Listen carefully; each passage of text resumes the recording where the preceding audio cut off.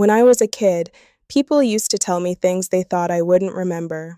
You're lucky they took you in. They're not your real parents, you know. One day they'll remember that too. They didn't whisper. They didn't think it mattered. And I used to look at my mom, sitting on the living room floor, carefully sewing a loose button back onto my school shirt.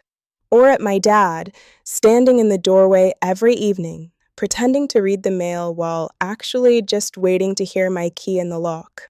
And I remember thinking, even as a child, how can someone who looks at you like that ever feel like not real? I came into their lives by accident, not through a plan, not through paperwork, not through some inspirational decision, just through a moment. They weren't searching for a child. They had already spent years quietly accepting that maybe children simply weren't part of their story. They didn't talk about it much. Some couples don't. They carry it quietly, like something fragile they don't want to break by speaking out loud. From the outside, they looked like a normal, comfortable couple, both working, small house, routine weekends, dinner at the same table every night. But inside that house, there was a kind of silence. Not the peaceful kind, the kind that stretches, the kind that echoes. And then one afternoon, that silence was interrupted by a girl sitting on the steps outside a grocery store. Me, I wasn't crying loudly. I wasn't asking for help. I wasn't even trying to be noticed. It was the kind of quiet crying you do when you've learned that being invisible is safer than being seen. My mom told me later that she almost walked past me. She said she saw me, noticed something was wrong, and kept walking anyway. Not because she didn't care, but because caring is dangerous. Caring opens doors you might not be able to close again. She said she thought, someone else will help. Someone else is better equipped for this. But my dad stopped. He didn't stand over me. He didn't interrogate me. He didn't start with rules. He just walked into the store, came back out with a paper bag, and sat down next to me on the steps like it was the most natural thing in the world. He handed me a warm pastry and a cup of tea. And then he asked something no adult had ever asked me before. When was the last time you ate? Not, where are your parents?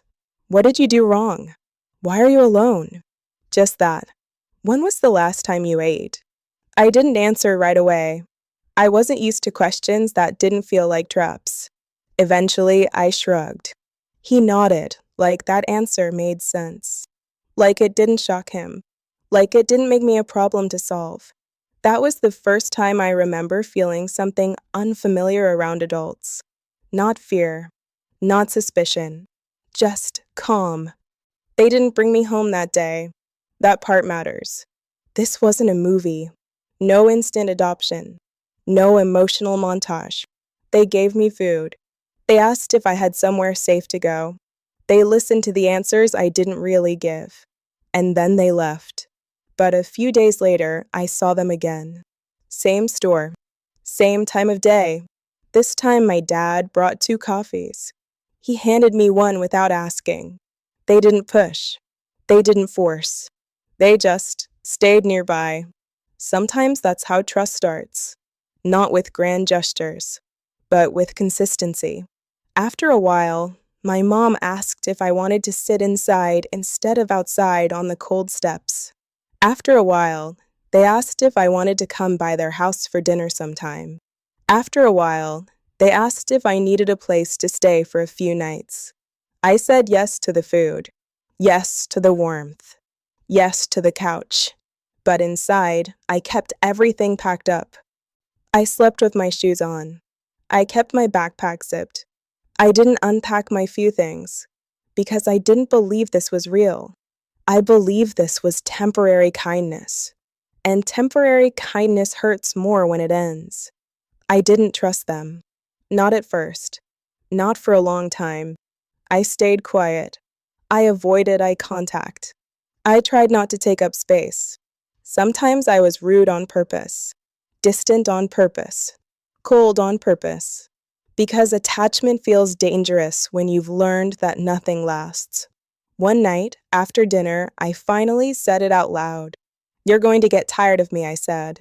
Everyone does. Everyone leaves. I expected denial, promises, reassurance. Instead, my mom just looked at me thoughtfully and said, "We're scared too. But maybe we can be scared together." No speeches, no dramatic vows, just honesty.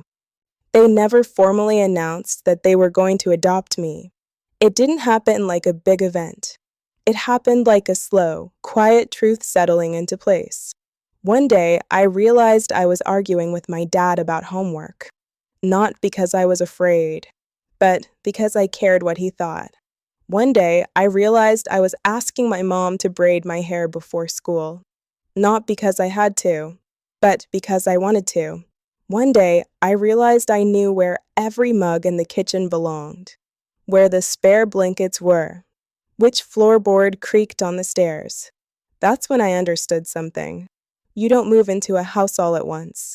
You move in inch by inch, routine by routine, moment by moment. And then one day, someone from social services asked me if I'd like to be placed with another family, a more permanent option. The question terrified me because I didn't want a more permanent option. I wanted this one. Some of my strongest memories from those early years aren't dramatic. They're small, ordinary. The first time my mom tried to teach me how to cook, scrambled eggs. I burned them so badly the kitchen filled with smoke. I froze. I started apologizing immediately, over and over, because in my experience, mistakes meant consequences. She opened the window, waved the smoke away, laughed softly, and said, "Well, at least we know the smoke alarm works." Then she handed me a new pan. "Tomorrow we'll try again." That moment stayed with me longer than most major events, because it taught me something I had never learned before. You can mess up and still be safe. My dad showed care in quieter ways. He wasn't the emotional type. He didn't sit me down for heart-to-hearts. He didn't talk much about feelings. But every morning, before school, there was a cup of hot chocolate on the table. Always the same mug. Always warm. Sometimes he was already gone for work. Sometimes he was still sitting there, reading the newspaper. He never mentioned it. Never made it a big deal. It was just there. And when you grow up without consistency, consistency feels like love. The world outside our house was different. At first, people praised my parents.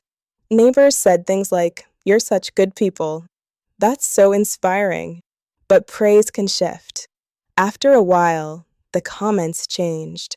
"Why would you take on something so complicated? You know she's not really yours, right? Aren't you worried about, her background?" They didn't always mean to be cruel, but words carry weight whether they're intentional or not. School was harder. Kids repeat what they hear. They absorb tone. They mirror adults. Some of them told me I didn't belong. Some told me I was temporary. Some said my parents only took me because they felt sorry for me. I laughed it off in public. But inside, part of me wondered if they were right. There were nights I lay in bed listening to the house breathe, the refrigerator hum, the pipes shift, my parents' footsteps in the hallway, and I would think, how long before they change their minds? How long before this ends? When I was 16, I tested the limits. Not consciously, not strategically, just emotionally. We were arguing about something trivial. Curfew, grades, laundry. It didn't matter what. What mattered was what I said next. "You're not even my real mother," I snapped. "Why do you care so much?" The words hung in the air like something broken. I regretted them instantly. She didn't yell. She didn't cry. She just looked at me for a long moment and said quietly, "You're right. I didn't give birth to you, but I chose you. Every single day. No lecture. No drama. Just truth." That sentence rewired something in me, because I realized then I wasn't an obligation. I wasn't charity. I wasn't a burden they were tolerating. I was a choice. Over time, other children entered our lives. Not because my parents were trying to build some ideal family, not because they were trying to prove anything, but because once you've opened your door once, it's hard to pretend not to see others standing outside. Different ages, different histories, different fears. Each one of us came with our own story, our own baggage, our own defenses. But the house didn't change its rules for any of us. There was dinner. There were expectations. There was consistency. There was accountability. And most importantly, there was presence. There are 5 of us now. 5 very different people. Different faces. Different voices. Different memories. But the same table. The same parents. The same sense of home. I think a lot about how this shaped me. Why I notice the quiet people in a room. Why I'm uncomfortable walking past someone who looks lost. Why I can't assume someone else will handle it. Because I know how small moments become large ones. A pastry on a cold afternoon. A cup of tea. A couch offered without pressure. A consistent mug of hot chocolate. None of those things were dramatic. None of them were heroic. But together, they became a life. I don't believe I'm a good person because I'm special. I believe I'm a functioning person because 2 ordinary people decided not to walk past. Today, their house is loud. There are grandchildren, toys on the floor, half-finished conversations, background noise that never really stops. It's nothing like the quiet house they once had. Sometimes I visit and just sit there watching my mom automatically start cutting fruit for whoever just walked in. Watching my dad pretend not to smile while letting a toddler climb all over him. Watching the chaos that grew from 2 people who once thought they would live a quiet, childless life. And I think about how none of this was planned. There was no big vision, no roadmap, just a series of small decisions to stop, to ask, to care, to stay again, to stay again. People spent years telling me they weren't my real parents. But the truth is, they're the ones who taught me what safety feels like, what care feels like, what home feels like.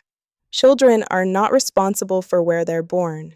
They are not responsible for the choices adults make around them. They are not responsible for being unwanted. But sometimes, someone chooses them anyway, not because of blood, not because of obligation, but because of love. And sometimes, one open door is enough to change an entire life.